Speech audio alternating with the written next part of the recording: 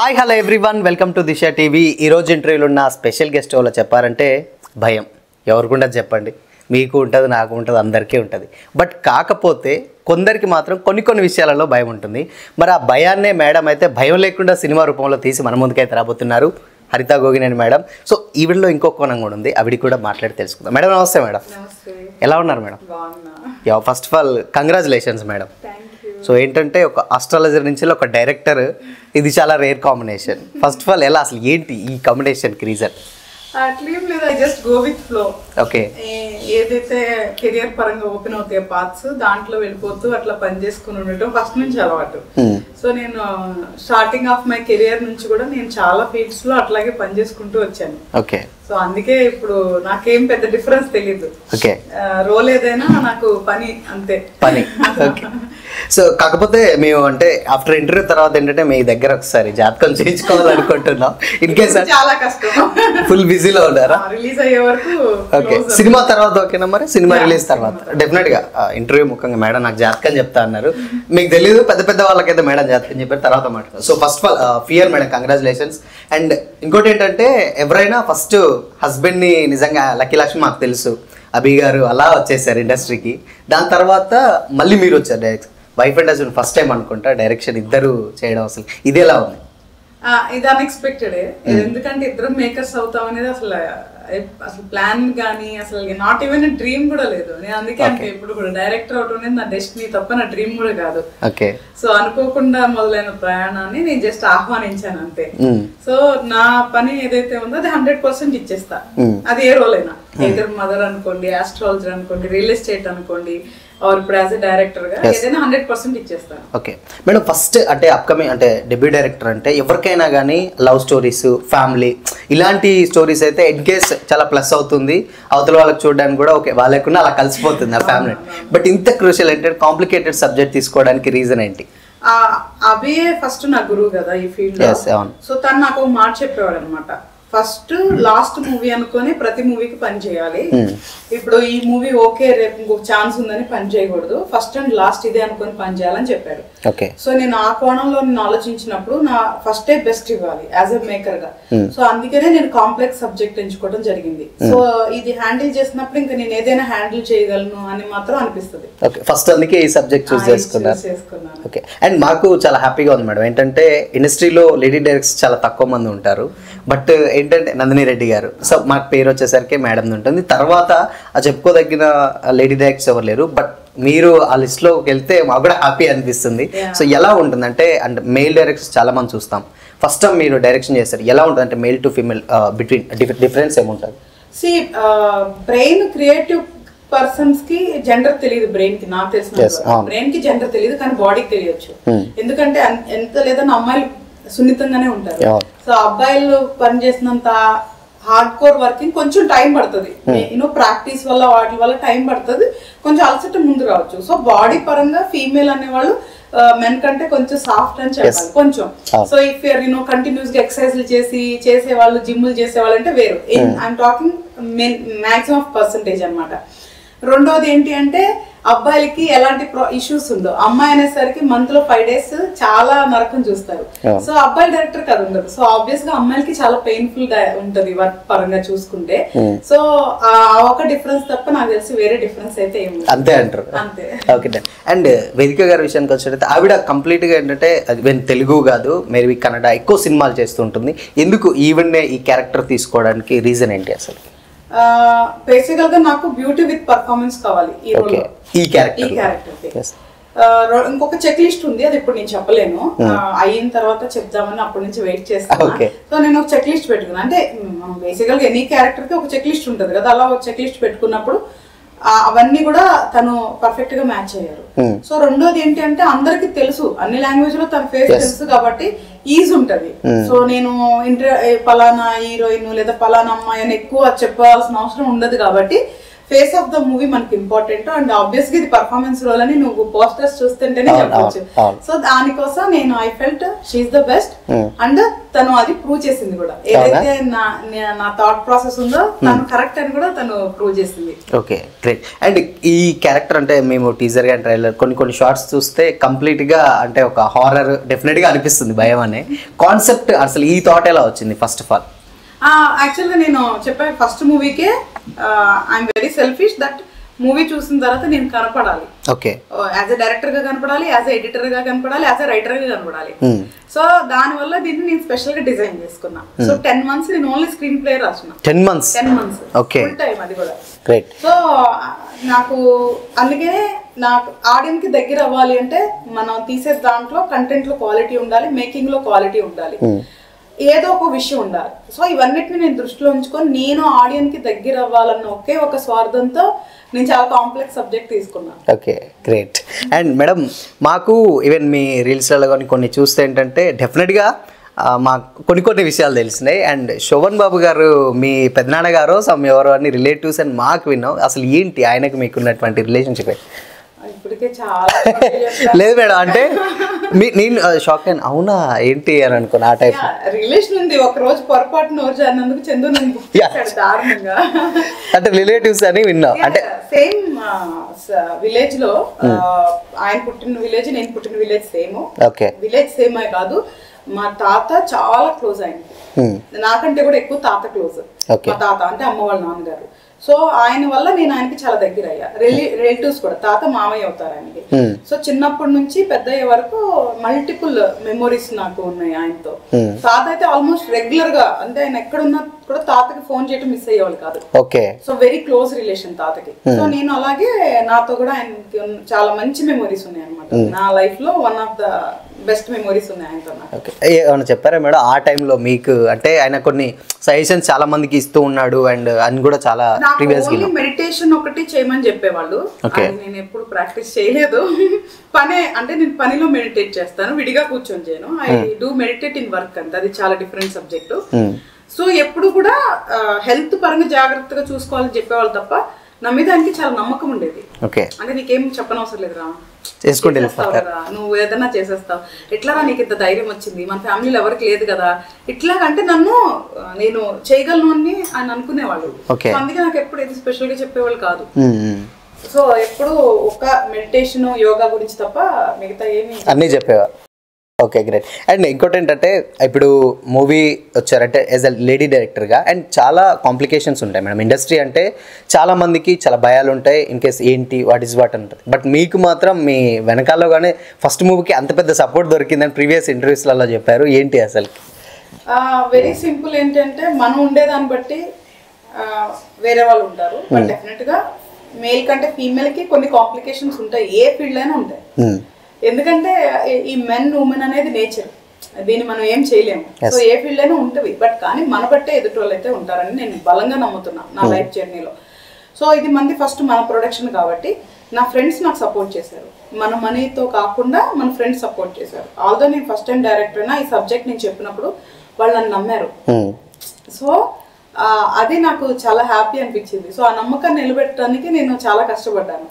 So కాబట్టి నాకు friends support మనది తప్ప వేరేది ఏం లేదు. సో ఇంకా నేను బయటికి వెళ్ళలేదు కాబట్టి నాకు బయట ఉండే కాంప్లికేషన్స్ ఇప్పుడు తెలియదు నాకు. గ్రేట్. అండ్ ఇంకోటి ఏంటంటే సినిమా అంటే మీరు ఆస్ట్రాలజీ కన్నా నాకు సినిమానే ఎక్కువ చాలా ఇష్టం, చాలా నచ్చిందని కూడా చెప్పిన సందర్భాలు కూడా ఉన్నాయి కదా? అలా ఏం కదా, astrology is God assigned role. అది అన్ని దేవుడు చేస్తేనే, అది దేవుడు నాకు ఇచ్చిన ఒక రెస్పాన్సిబిలిటీ. అది ఎందుకు అంటే అది సర్వీస్ ఓరియంటెడ్, అది పూర్తిగా నేను కమర్షియల్ గా ఉండలేను.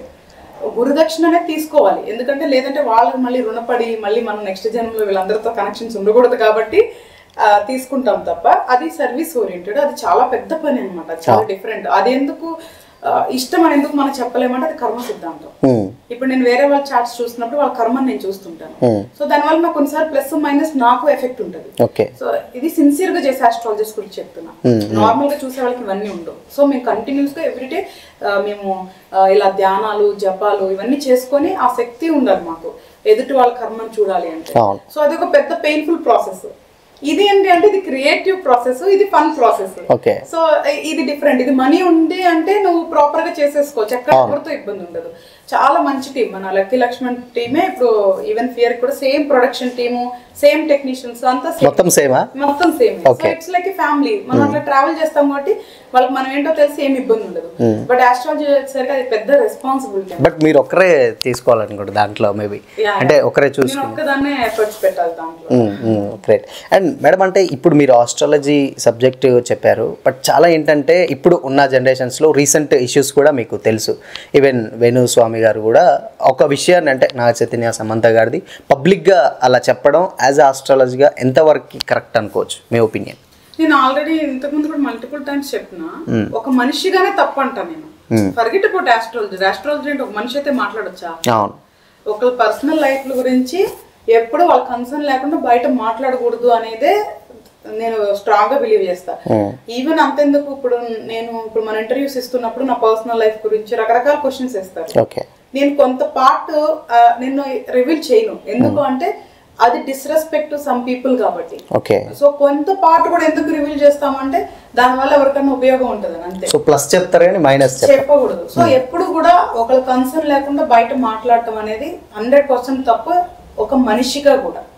సో అలాంటిది శాస్త్రాన్ని చదివి మనం దైవాన్ని పూజిస్తూ మనం ఒక రోల్ మోడల్స్ గా సొసైటీకి ఉండి మనం చూసి అట్లీస్ట్ చేతులెత్తి నమస్కారం పెట్టించుకునే స్థాయిలో ఉండాల్సిన మనము హిందూ సాంప్రదాయాన్ని గౌరవం అట్లీస్ట్ నువ్వు మనం ఏమంటారు పెంచకపోయినా పర్వాలేదు, పడేయకుండా ఉండాల్సిన స్థాయిలో ఉన్న మనము అలా మాట్లాడితే నవ్వులు పాలైపోయేది ఎవరు తెలుసా? ఆ పర్సన్ అనుకుంటున్నారు, కాదు అందరు నవ్వుతారు. హిందువులను చూసి అందరు నవ్వుతారు, ఆస్ట్రాలజీని చూసి అందరు నవ్వుతారు, శాస్త్రం అంటే అందరూ అవహేళన చేస్తారు. సో నేను ఎవరికైనా చెప్పేది ఏంటి అంటే మన స్వార్థం కోసం, మనకి డబ్బులు రావటానికో మనం ఫేమ్ అవటానికో దయచేసి శాస్త్రాన్ని, హిందూ ధర్మాన్ని నలుగురిలో అవహేళన చేయొద్దని చెప్తాను. సో అది ఒక మనిషి గురించి, ఒక మనిషిగా తప్పు, ఈ హిందూ ధర్మంలో పుట్టి అలాంటి పనులు చేయడం కూడా తప్పని అయితే నేను చెప్తాను. ఓకే. అదే అంటే ఇప్పుడు ఉన్న జనరేషన్స్ ఫేక్ పీపుల్స్ కూడా ఇలా ఎక్కువైపోయారు, కొంతమంది మోసాలు చేసే దాఖలాలు కూడా కొన్ని మనం చూసాం. అది మనం ఫైండ్ అవుట్ చేసుకోవాలి.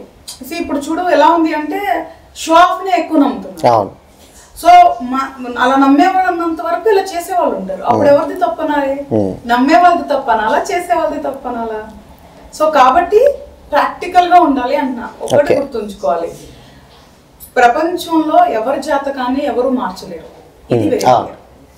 కానీ కొన్ని బెటర్మెంట్స్, కొన్ని గైడెన్స్ కోసం ఆస్ట్రాలజీ ఉండాలి తప్ప బలహీనతగా ఉండొద్దు అని ఈ సందర్భంగా నేను ప్రతి ఒక్కరికి చెప్తున్నాను. దాని గురించి నేను ఎడ్యుకేషనల్ వీడియోస్ కూడా పెట్టాను యూట్యూబ్ లో, ఫ్రీ ఆఫ్ కాస్ట్ కింద. ఎందుకు అంటే అట్లీస్ట్ కొంచెం ఎడ్యుకేట్ అయితే పీపుల్ బ్లైండ్ గా ఉండరు అని. సో మూఢనమ్మకాలు కాదు, ఆస్ట్రాలజీ అనేది మూఢనమ్మకం కాదు, జస్ట్ ఒక అంటే ఇన్ఫర్మేటివ్ ఒక నమ్మకం. ఇప్పుడు భగవంతుడు అనేవాడు ఎట్లా నమ్మకం, ఇది కూడా ఒక నమ్మకం, ఒక గైడెన్స్ అంతే. సో దాన్ని మూర్ఖంగా బిలీవ్ చేయొద్దు అని చెప్తాను నేను. ఎంతవరకు నమ్మాలో అంతవరకు నమ్మాలి, బెటర్మెంట్స్ కోసం అంతే. Okay, great. And me story ప్రీవియస్గా చూసినప్పుడు అభి గారిది మీది ఒక మంచి లవ్ స్టోరీ మాకు తెలుసు. సో దాని గురించి కొంచెం చెప్పండి. అంటే ఆయన స్టార్టింగ్ కాలేజ్ డేస్లలో స్టోరీస్ ఇవి రాసేవాళ్ళు, బట్ ఆయనని ప్రీవియస్గా అంటే లవ్లో ఉన్నప్పుడే మీరు బిలీవ్ చేశారని మాకు తెలుసు. ఇది ఎంతవరకు నిజం అసలు? అంటే బేసికల్ గా నేను మూవీ ఇండస్ట్రీకి రావద్దు అని స్ట్రాంగ్ పర్సన్ అనుకున్నారా? ఫస్ట్ నుంచి నేను చిన్నప్పటి నుంచి నేను అలాగే గ్రో అయ్యా. ఓకే. ఏ ఫీల్డ్ లోకి నేను రాను అంటే మూవీ ఇండస్ట్రీ అనేది నేను చాలా బలంగా ఉన్న మనిషిని. సో అనుకోకుండా ఒక మూవీ ఇండస్ట్రీ పర్సన్ తో నాకు కనెక్షన్ వచ్చిన తర్వాత నేను ఆయన క్లియర్ గా చెప్పేసా, మూవీస్ లోకి నువ్వు వెళ్తే మాత్రం నేను చేసుకోను. చెప్పారు ఆల్రెడీ? చెప్పేసిన, నువ్వు నీ పర్మిషన్ లేకుండా నేను వెళ్ళను అన్నా. సో అలాగే తను ఆ మాట కట్టుబడి ఉన్నారు, నేను మా పనులు మేము చేసుకుంటా ఉండేవాళ్ళం. సో కాకపోతే మనిషికి లైఫ్ లో ఒకటే కోరిక కాబట్టి నేనే నా ఒపీనియన్ ని ఒక 2-3 years బ్రెయిన్ స్టార్మింగ్ చేసి మార్చుకొని రావడం జరిగింది. అంటే ఫస్ట్ వద్దన్నారా అసలుకి? నేను అసలు స్ట్రిక్ట్లీ అగైనెస్ట్. సో నాకు తెలిసి నేను రావడానికి ఆయన ద్వారా వచ్చామో తెలీదు, లేదా ఆయన తీసుకురావడానికి నేను వచ్చానో తెలీదు. కమింగ్ టు మూవీ విషయానికి వస్తే ఫియర్ అంటే బేసిక్గా భయం మేడం. కాన్సెప్ట్ మన విషయానికి వస్తే భయం అనేది చాలా వరకు ఎవరికైనా ఉంటుంది, ఒక్కొక్క పర్సన్ కిందక మనం మాట్లాడుకున్నట్టు ఒక్కొక్క రకంగా ఉంటుంది. సో ఈ మూవీలో అంటే కాన్సెప్ట్ ఏంటంటే ఎవరికన్నా మేబీ ఇన్ కేస్ ఆ కాన్సెప్ట్ త్రూ ఎవరన్నా ఉంటుందా, లేకపోతే హారర్ పెట్టారు కొంచెం దాంట్లో? వెరీ జెన్యూన్ రైటింగ్స్ ఉంటుంది, వెరీ జెన్యూన్ కాన్సెప్ట్ ఉంటుంది. బట్ కానీ స్క్రీన్ ప్లే మోడ్ లో నేను చూపించే పద్ధతి వేరు ఉంటది. సో దానికి సంబంధించి నేను ఎక్కువ కంటెంట్ ఇవ్వలేకపోయినా కూడా నేనేం చెప్తానంటే ఆడియన్స్ కి కంపల్సరిగా ఒక ఛాన్స్ తీసుకొని చూడమని అయితే చెప్తాను. ఎందుకంటే దీంట్లో ఒక చాలా ఇంపార్టెంట్ మెసేజ్ ఉంటది. ఓకే, అది ఇప్పుడు నేను చెప్పలేను కాబట్టి థ్రిల్లర్ సినిమా కాబట్టి చాలా ఇంపార్టెంట్ మెసేజ్ ఉంటది. సో ప్రతి ఒక్క లైఫ్ కి అది ఎక్కడో ఒకడ యూజ్ అవ్వచ్చు. సో కాబట్టి ఇది ఒక స్క్రీన్ ప్లే బేస్డ్ కాకుండా ఒక మంచి కాన్సెప్ట్ బేస్డ్ కాబట్టి సో చూస్తే మాత్రం డెఫినెట్ గా ఒక యూజ్ అయితే ఉండే అవకాశం అయితే ఉంటుంది. ఓకే మేడం, ఫియర్ అని పెట్టారు కాబట్టి మీ లైఫ్ లో ఎప్పుడన్నా ఎక్కువగా భయపడ్డ ఇన్సిడెంట్స్ ఏంటి అసలు? అయ్యో, ఎక్కువ భయపడతాను, నేను ఎప్పుడు భయపడుతున్నా. ఇప్పుడైతే రిలీజ్ డేట్ చూస్తే ఇప్పుడు ఇంకా చాలా భయం వస్తుంది నాకు. ఓకే, అంటే ఎందుకంటే ఆల్రెడీ ఆల్మోస్ట్ మంచి కంప్లీట్ గా వెళ్ళిపోతుంది కదా మేడం మూవీ. అంటే నేను చాలా ప్రాక్టికల్ పర్సన్, అంటే నేను ఎయిర్ లో క్లౌడ్స్ లో ఉండే పర్సన్ నేను కాదు, నేల మీద ఉంటాను. సో ప్రాక్టికల్ ఎందుకు అన్నాను అంటే మనం ఎంత తీసి ఎన్ని చేసినా బయటికి వెళ్ళి ఆడియన్స్ ఆమోదించే వరకు మనకు ఆ భయం ఉండాలి. ఆ భయం లేదు అంటే నాకు తెలిసి అది ఫేక్ అనిపిస్తుంది నాకైతే. సో కాబట్టి భయం అనేది ఉండాలి. అండ్ నా లైఫ్ లో కూడా ఆబ్వియస్ గా నేను చాలా భయస్తురాలని, చాలా అంటే చాలా భయస్తురాలని. మేడం, మీకు ఇన్స్పిరేషన్ ఎవరు? అంటే director as a lead director అంటే డెఫినెట్గా ఎవరో ఒకరు ఉంటారు. ఇన్స్పిరేషన్ డైరెక్టర్ ఇండస్ట్రీలో? యాక్చువల్గా నేను సడన్ గా మేకర్ గా వచ్చేసాను కాబట్టి నేను ఒకళ్ళు ఇన్స్పిరేషన్ చేసుకొని అయితే నేను రాలేదు. బట్ యాజ్ ఏ ఆడియన్ గా నాకు చాలా మంది డైరెక్టర్స్ అంటే ఇష్టం. శంకర్ గారు కానీ, రాజమౌళి గారు కానీ, ఆర్జీవి గారు కానీ, బోయపాటి గారు కానీ, చందు ముండేటి గారు కానీ, లైక్ అంటే నేను పేర్లు మర్చిపోవచ్చు కానీ నాకు అందరు డైరెక్టర్స్, తెలుగు డైరెక్టర్స్ అందరు నాకు చాలా ఇష్టం. సో అదే ఆల్ మిక్స్ అందరు డైరెక్టర్స్ అంటే ఒక క్లాస్ సబ్జెక్ట్. వినాయక్ గారు కానీ, అంటే ఒక్కొక్కళ్ళు ఒక్కొక్క దాంట్లో ఎక్స్పర్ట్. పూరి జగన్నాథ్ గారు కానీ, సో శ్రీను వైట్ల గారు కానీ, ఇంకా కొరటాల శివ గారు కానీ. So everybody has unique talent. Maybe నేను పేర్లు మర్చిపోవచ్చు బట్ ఎవ్రీబడి నాకు చాలా ప్రేషియస్ అన్నమాట. బట్ ఎక్కువ నేను ఇష్టపడేది రాజమౌళి గారు. Okay, great. అండ్ ఇందాక రాజమౌళి గారు అన్నారు, అండ్ సేమ్ టైం ఇప్పుడు శంకర్ గారు అన్నారు కాబట్టి గేమ్ చేంజర్ రాబోతుంది. రీసెంట్గా ఆ సాంగ్ కూడా నిన్న రిలీజ్ అవ్వడం జరిగింది. ఎలా ఉండబోతుంది అనుకోవచ్చు గేమ్ చేంజర్? అంటే మీకు, అంటే మీరు డెఫినెట్గా రామ్ చరణ్ గారు చూస్తుంటారు, లుక్ కానీ టీజర్ కూడా రిలీజ్ అయింది, ఎలా ఉంటుంది అనుకోవచ్చు? అంటే ఏం ఎక్స్పెక్టేషన్స్ పెట్టుకో నేను మూవీకి వెళ్ళాను. అసలు నేను చాలా ప్లెయిన్ మైండ్ తో వెళ్ళి మూవీ చూస్తాను. మూవీ లాగా చూసి ఏదర్ లైకింగ్ ఆర్ డిస్లైకింగ్ ఉంటుంది అంతే. నాకు ఏ ఇన్ఫ్లుయెన్స్ తో నేను మూవీకి వెళ్ళను, ఎందుకంటే అది మన మైండ్ మీద మనం చూసేటప్పుడు ఎఫెక్ట్ ఉంటుంది కాబట్టి. ఓవర్ ఎక్స్పెక్టేషన్ పెట్టేసుకొని వెళ్ళిపోయి డిసప్పాయింట్ అవడం లాంటి నాకు ఇష్టం ఉంటుంది. ఓకే, రామ్ చరణ్ గారు గురించి చెప్పండి మేడం. అంటే వన్ వర్డ్ అబౌట్, అంటే ఆయన ప్రీవియస్గా అంత మెగాస్టార్, పెద్ద వాళ్ళ కొడుకు, అయినా కానీ ఆయన ఇప్పటికీ స్టిల్ కష్టపడుతూ ఈవెన్ మార్నింగ్ 4 o'clock అలా అంటే ఎవరు చేయని కష్టం కూడా ఆయన చేస్తారు. బట్ ఆయన చూసినప్పుడు ఎలా అనిపిస్తుంది ఏంటంటే సక్సెస్ ఉంటుంది బట్ దాన్ని సస్టైన్ చేసుకోవడం చాలా ఇంపార్టెంట్ కదా. So he's doing his duties అనుకుంటున్నా నేను. బట్ బై అంటే చూస్తానికి చాలా హంబుల్ అండ్ వెరీ మంచి పర్సన్ లాగా అనిపిస్తారు. Okay, great. అల్లు అర్జున్ గారు ఇప్పుడు పుష్ప 2 కూడా మంచి ట్రెండ్ లో ఉంది. హీఈస్ ఆల్సో చాలా హానెస్ట్ అనిపిస్తారు. అంటే హీఈస్ ఆల్సో వెరీ హానెస్ట్. అంటే good or bad he speak out what he wants. అంటే హానెస్ట్ గా చెప్పేస్తారు. ఇదంటే వాళ్ళు అనుకుంటారా ఇలా అని కాకుండా చాలా హానెస్ట్ గా చెప్పేస్తారు అనిపించింది నాకైతే. ఓకే, చూసారా మేడం పుష్ప రీసెంట్ గా ట్రైలర్, సాంగ్స్? వెయిటింగ్ అసలు. అవునా? Okay, great. ఎన్టీఆర్ గారు? NTR is born actor. నాకు పర్ఫార్మెన్స్ అంటే చాలా ఇష్టం. అంటే ముఖంలో ప్రతి ఇది ఆయన పలికిస్తారు. ఓకే, సో యాక్టింగ్ పరంగా ఇష్టం నాకు. గ్రేట్. రాజమౌళి గారు మీ ఫేవరెట్ డైరెక్టర్ అంటే కొంచెం ఎక్కువ ఇష్టం అన్నారు. ఆయనతోటి మహేష్ బాబు గారి సినిమా కూడా రాబోతుంది. వీళ్ళిద్దరి గురించి ఏం చెప్తారు అసలు? వెరీ టఫ్ కాంబినేషన్ అనుకుంటా. అంటే ఎందుకు టఫ్ కాంబినేషన్? అంటే మహేష్ బాబు గారు చాలా soft and one kind of person కదా, రాజమౌళి గారు చాలా వైల్డ్ డైరెక్టర్ గారు కదా. సో ఈ కాంబినేషన్ ఎట్లా ఉంటుందని అనిపిస్తుంది నాకైతే. Okay, so we have to see. Final గా power star Pawan Kalyan garu? So very hard working person ఆయన కూడా.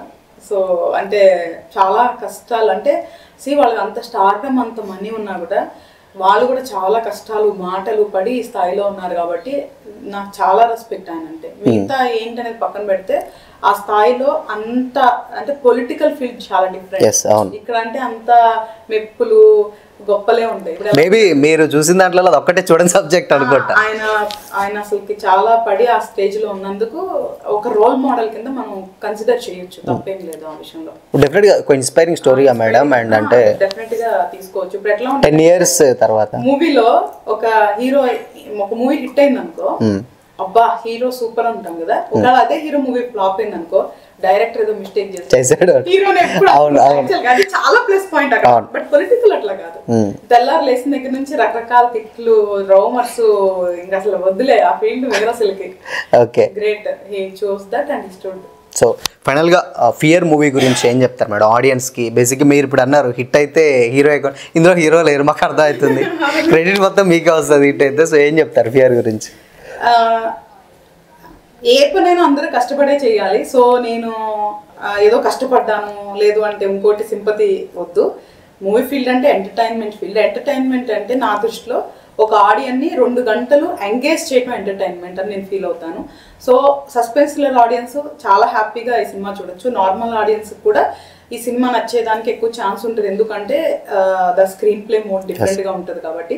సో కొత్తగా వస్తున్నానన్నా లేదా ఒక కొత్త కాన్సెప్ట్ అనా లేదా ఇంటర్నేషనల్గా ఒక రికగ్నైజేషన్ వచ్చిందంటే దాంట్లో విషయం ఉందనా, ఏదో ఒక రకంగా నమ్మి సినిమా వెళ్ళి చూడటానికి ఒక అవకాశం తీసుకోవాల్సిందిగా నేను చాలా మనస్ఫూర్తిగా కోరుకుంటున్నాను.